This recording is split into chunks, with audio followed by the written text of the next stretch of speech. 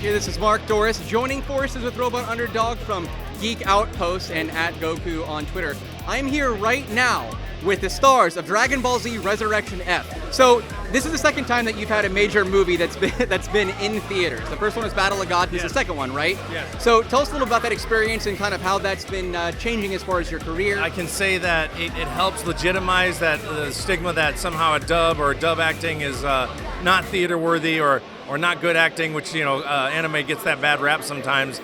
And so the fact that we had such a huge success with Battle of Gods, and my experience watching the Japanese version makes me think that this is going to do twice as well easily, because it's not just a sequel, which everyone would go see for the hell of it.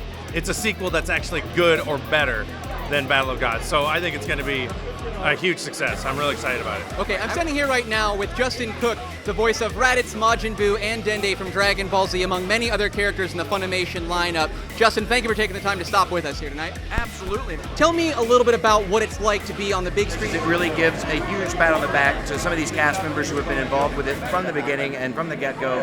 And quite frankly, I think that's what it's about. It's Sean and Chris and the hard work, Kyle, and all these others who put into it. Hi. Hey, no introduction to this guy. By Vegeta with business casual hair. You know, here's the thing. I gotta say, Business casual Vegeta. I'm That's going true. with like the half Earth, like half Saiyan thing. I really like it. Yeah, I'm still gonna call you business casual Vegeta. That works. Actually, you know what's funny? The armor that I'm wearing is made by Boba Joe Ferreira from Cosplay Corp. Oh yeah, I love him. Yeah, I've been working with him and promoting him. I run the @Goku Twitter account. Yeah. And so I work with him. Oh, okay, That's me. yeah. Yeah. So I've been promoting you, promoting him and his work. You've and done showing a great everything. job, by the way. I'm serious. Like thank I you. like your tweets. You are, obviously there's no introduction needed, but just for the sake of being on camera, you are the voice of Vegeta, Piccolo, and that Yamcha guy, whatever. But Vegeta Yeah, and sure. Piccolo. You're gonna love his Yamcha's contribution to this movie. Literally, there is a line, and sorry, this is a spoiler, but I don't care. There's literally a line in this movie said by, in my opinion, Yamcha's worst enemy, Tien Shinhan, because he's the only other person that could be weaker than Yamcha. Literally says a line that says, "Yeah, sorry, I left Yamcha and Chaozu home for this one because they just weren't strong enough." I'm like, what? Well, but then again, at the same time, like regardless, if let's say, for example, Yamcha doesn't appear in any of the movies or he's not a big deal in Dragon Ball Super, the upcoming Then series, I quit. I'm just kidding. That can't even be possible. You are the voice of two of the most Okay. beloved characters in all of I anime. know, I shouldn't be selfish, man. So we've got Jaco the Galactic Patrolman, a side project by Akira Toriyama that swings into the Dragon Ball universe. Guys, how are you? Doing great, man. How are you? Fantastical. Very well. Yeah. I'm doing quite well, thank you. Hey, I gotta say, something's very interesting about this movie, and I don't want to spoil too much. Yamcha seems to have been replaced in this movie by Master Roshi. Spoilers. Who has a very big role in the movie.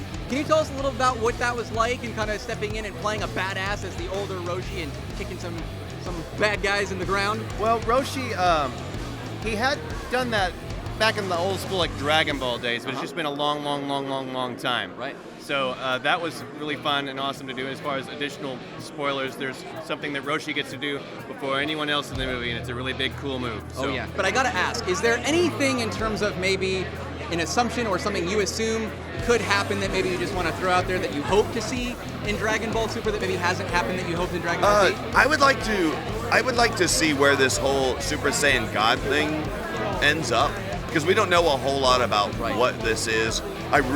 They have an interesting hint in the feature, if you recall, where Beerus leans down to Whis, Whis leans down to Beerus and makes a comment about something that Beerus might have done that is instrumental in the whole storyline regarding Planet Vegeta. And, That's right.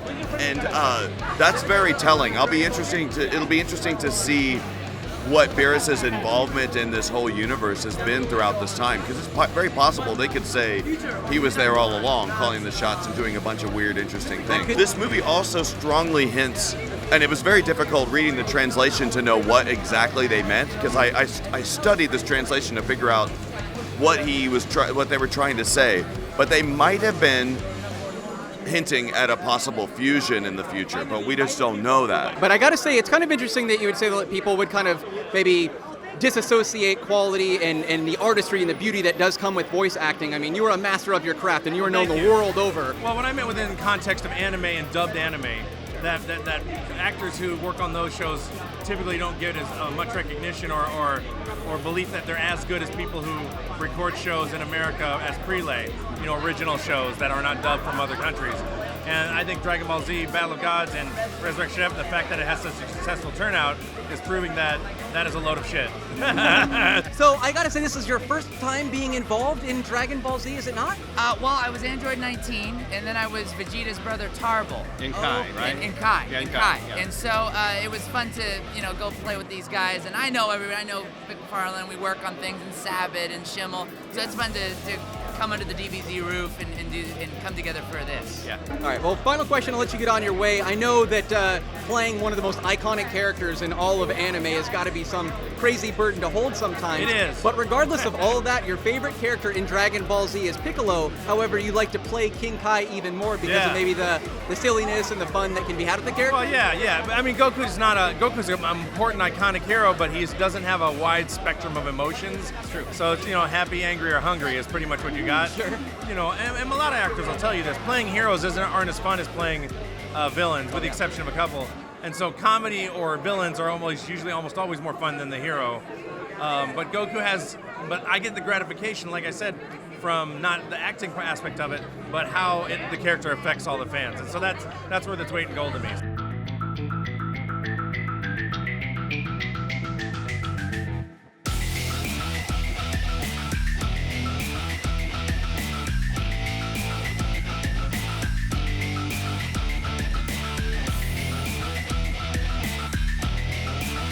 Hi, I'm Vegeta, Prince of all Saiyans.